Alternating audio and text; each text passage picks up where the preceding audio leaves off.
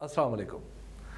मेरे उस्ताद मुजीबुर रहमान शामी साहब ने एक बार मुझे बताया कि एक बार जनरल ज़ियाउल हक़ ने उन्हें मुशावरत के लिए बुलाया और उनके सामने पार्लिमानी निज़ाम हुकूमत की खराबियाँ बयान करना शुरू कर दी और साथ ही सदारती निज़ाम नाफिज करने की तजवीज़ पेश कर दी और कहा, आप जैसे दानश्वर सदारती निज़ाम की हमायत नहीं करते।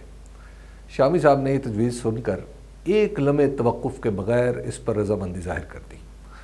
उनको अपनी तजवीज़ का हामी पाकर जनरल ज़ियाउल हक़ की आंखों में चमक आ गई और उन्होंने पूछा, इस पर अमल दरामद का तरीका क्या होगा?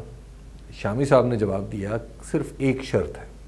जनरल ज़ियाउल हक़ इश्तियाक से हमातन सवाल हो गए। उन्होंने कहा, अगर आप सदारती निज़ाम नाफिज करने के साथ ही ये ऐलान भी कर दें कि आप सदर के उम्मीदवार नहीं होंगे तो ये निज़ाम नाफिज हो जाएगा। ये सुनकर जनरल ज़ियाउल हक़ का चेहरा गुस्से में स्याह पड़ गया और उन्होंने बात बदल दी। इस गुफ्तगू के बाद सदारती निज़ाम की बात तो ख़त्म हो गई। जनरल ज़ियाउल हक़ बतौर सदर ही हुकूमत करते रहे। अलबत्ता दस्तूर में उन्होंने 8वीं तरमीम के ज़रिए सदर को असम्बली तोड़ने और मुसल्लह अफवाज के सरबराहों के तकर्रुर का इख्तियार दे दिया। उनके बाद एक बार फिर पार्लिमानी निज़ाम हुकूमत लौटा तो इसमें से सदर के असम्बली शिकन इख्तियारात निकालने में सियासतदानों को अगले 10 बरस लगे। ये अलग बात है कि इस इख्तियार के ख़ात्मे के साथ ही जनरल परवेज़ मुशर्रफ अज़ीज़ हमवतनों की खिदमत के लिए चंद माह के लिए चीफ़ एग्जीक्यूटिव और फिर 8 साल तक सदर रहे। सदारती निज़ाम का जो तसव्वुर पाकिस्तान में पाया जाता है, दरअसल वो पाकिस्तान के साथ ही पैदा हुआ था। उसकी वजह ये थी कि गवर्नर जनरल कायद-ए-आज़म थे और अमली तौर पर इख्तियार न रखने के बावजूद मुल्क की ताकतवर तरीन शख्सियत थे। उनका हर लफ्ज़ हुक्म था और वज़ीर आज़म समेत कोई शख्स भी उनके सामने चूनो चरा नहीं कर सकता था। सियासी निज़ाम पर गवर्नर जनरल की इस गैर रस्मी गिरफ्त को पाकिस्तान के दूसरे गवर्नर जनरल यानी ख्वाजा नाज़मुद्दीन ने न सिर्फ कायद-ए-आज़म के लिए मखसूस समझा, बल्कि उन्होंने हुकूमत के रोज़मर्रा अमूर में कभी दखलअंदाज़ी नहीं की। उनके बाद जब ग़ुलाम मोहम्मद जैसा अय्यार ब्यूरोक्रेट इस ओहदे पर आया तो उसने अपने लिए वही किरदार हासिल करना चाहा जो कायद-ए-आज़म अदा कर रहे थे। उसने गैर कानूनी तौर पर असम्बली तोड़ी और उसके इस इख्तियार को पाकिस्तान की आला तरीन अदालत ने जवाज़ बख्श दिया। उसके बाद गवर्नर जनरल का ओहदा था या सदर का मनसब तवील अरसे के लिए साजिशों और साजिशियों का हथियार बन गया। उसके साथ हमारे सियासतदानों की पे दर पे नालायकियों ने भी ऐसा माहौल पैदा कर दिया कि मुल्क के आला तरीन मनसबदार की तरफ से उनके ख़िलाफ़ किया गया हर इक़दाम दुरुस्त ही लगता था। रातों रात वफ़ादारियाँ बदल लेना, वज़ीर आज़म को ब्लैकमेल करना, अपने छोटे छोटे मफादात के लिए किसी भी हद से गुजर जाने का तर्ज़ अमल था भी ऐसा कि अवाम का बड़ा हिस्सा उनसे बेजार हो गया। इसके साथ ही पाकिस्तान की ब्यूरोक्रेसी और फ़ौज में ये ख्याल जड़ पकड़ने लगा कि मुल्क में नज़्म ज़ब्त के लिए अमरीकी सदारती निज़ाम की तर्ज पर मुल्क का आला तरीन इंतज़ामी ओहदा सदर होना चाहिए ताकि इस सियासी ब्लैकमेलिंग से महफूज रहा जा सके। इसी पस मंज़र में जब 1958 में जनरल अयूब खान ने अज़ीज़ हमवतनों की खिदमत का अज़म किया तो 1962 में उन्होंने अपने लिए नया दस्तूर बनाकर उसमें सदर का ओहदा तख्लीक किया और अपने लिए चुन लिया।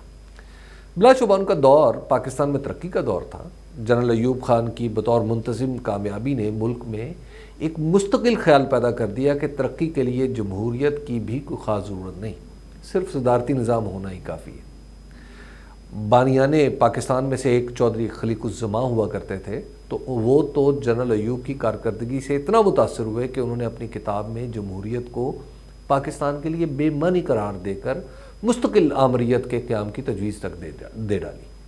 मुआशी तरक्की के इस दौर की वजह से कई दिलों में सदारती निज़ाम और तरक्की के बाहमी ताल्लुक़ ने जड़ पकड़ ली। उसके बाद ये पौधा जमहूरियत की दराड़ों में नम पाकर हमेशा फलता फूलता रहा। जनरल ज़ियाउल हक़ जब इक़्तिदार में आए तो एक बार फिर वही सवाल उठा कि मुल्क चलाने के लिए कौन सा निज़ाम मौजू है। उन्होंने तहरीक पाकिस्तान के एक बड़े जय्यद कारकुन ज़फ़र अहमद अंसारी हुआ करते थे, उनके ज़िम्मे ये काम लगाया कि वो मुल्क को पटड़ी पर डालने के लिए इस्लाहात तजवीज़ करें। उन्होंने जो रिपोर्ट पेश की उसकी तैयारी में हज़रत मौलाना तकी उस्मानी भी उनके साथ शामिल थे। ज़फ़र अहमद अंसारी ख़ुद یونیورسٹی کے تعلیم یافتہ تھے، جدید سیاسی نظریات سے بخوبی آگاہ تھے اور 1973 کا دستور بنانے میں بھی ان کا کردار بڑا اہم تھا۔ اس پس منظر کے باوجود انہوں نے جو نظام پاکستان کے لیے تجویز کیا اس کے مطابق فرانس کی طرز کا صدارتی نظام، سیاسی جماعتوں کے بغیر متناسب نمائندگی کے تحت قانون ساز اسمبلی کے الیکشن اور ملک میں 1 درجن سے زائد انتظامی یونٹ یعنی تمام ڈویژنز کو صوبے بنانا تجویز کیا گیا تھا۔ ان کی تجاویز انصاری کمیشن رپورٹ کے نام سے معروف ہوئیں۔ اس رپورٹ کے بعد شعوری یا غیر شعوری سطح پر صدارتی نظام اور صوبوں کی تشکیل نو ملکی ترقی کے لیے ضروری، جبکہ جمہوریت اور سیاستدان ترقی کے راستے میں مستقل رکاوٹ کے طور پر دیکھے جانے لگے۔ اپنے سیاستدانوں کی حرکتیں دیکھیں تو آج بھی یہ خیال اتنا بے بنیاد معلوم ہوتا نہیں۔ بہرحال جنرل پرویز مشرف جب آئے تو انہوں نے اصلاحات تجویز کرنے کا کام اپنے استاد جنرل تنویر نقوی کو سونپا تھا۔ انہوں نے بھی دل جمعی سے اپنا کام کیا اور 2 بنیادی اصلاحات تجویز کی۔ ان کا ایک نقطہ تو یہ تھا کہ ملک کے سبھی ڈویژن صوبے بنا دیے جائیں، اور دوسرا یہ کہ ضلعی سطح پر ایک با اختیار مقامی حکومت قائم کی جائے۔ ان کی پہلی تجویز میں تو کچھ خاص نہیں تھا، لیکن ضلعی حکومتوں نے پاکستان میں باقاعدہ ایک سیاسی انقلاب کی راہ ہموار کر دی۔ کراچی سے لے کر چترال تک اختیارات نیچے تک منتقل ہوئے تو ترقی کی رفتار بھی تیز ہو گئی۔ بعض لوگوں نے اس نظام کو ملک میں صدارتی نظام کا دیباچہ قرار دیا، مگر یہ طے ہے کہ اس بلدیاتی نظام سے عام آدمی کو اختیار ملا۔ ظاہر ہے عام آدمی کو جب اختیار ملا تو پیشہ ور سیاستدانوں کے لیے تو قیامت آ گئی۔ جیسے ہی پرویز الہی نیم جمہوری نظام میں پنجاب کے وزیر اعلیٰ بنے، انہوں نے دنیا کے اس بہترین بلدیاتی نظام کو تباہ کر دیا۔ ان کے بعد مکمل جمہوریت آ گئی اور شہباز شریف اقتدار میں آئے تو انہوں نے اس نظام کو بھی تباہ و برباد کر کے دفن کر دیا اور ملک کو پیچھے دھکیل دیا۔ پاکستان میں صدارتی نظام دراصل یکے بعد دیگرے ہمارے سادہ ذہن والے فوجی آمروں کا خیال ہے، اس لیے جب بھی صدارتی نظام پر کوئی بات شروع ہوتی ہے تو اسے انہی آمروں سے منسوب کر کے رد کر دیا جاتا ہے۔ اسی وجہ سے صدارتی نظام کو غیر جمہوری یا آمرانہ نظام سے بھی مشابہت کے طور پہ دیکھا جاتا ہے، جبکہ حقیقت یہ ہے کہ اصل صدارتی نظام اتنا ہی جمہوری ہے جتنا پارلیمانی نظام۔ چونکہ ہمارے ہاں آمر ہوں یا جمہوری حکمران اپنے ذاتی مسائل کے علاوہ کچھ بھی سمجھنے کے لیے تیار نہیں اور اس صلاحیت سے بھی آ رہی ہیں، اس لیے آمروں کو دستور میں غلطی نظر آتی ہے تو سیاستدان اصلاح کے ہر تقاضے میں سازش دیکھ لیتا ہے۔